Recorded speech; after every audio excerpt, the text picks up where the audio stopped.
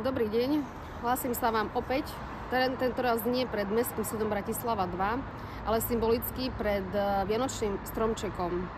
Mňa čakajú 6. Vianoce bez môjho milovaného syna, kde mám ešte z minulého roka darčeky.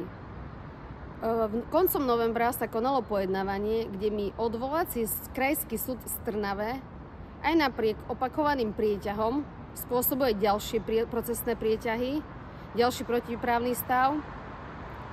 A chcela by som uvieť, že na Slovensku skolaboval právny štát. Keďže sa to už bude 7. rok, kde sa súdim o vlastné dieťa, kde mi nie je umožnený žiaden styk ani kontakt, ani počas Vianoc.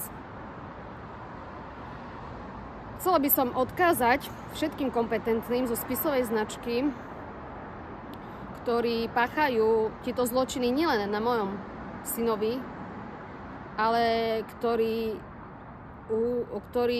tá justičná pliaga, ktorá sa rozšírila všade do všetkých súdnych spisov, lebo z vašich správ vyplýva dennodenne, ma bombardujete, že je situácia v sporoch o deti neúnosná. Na základe toho ešte pred Vianocami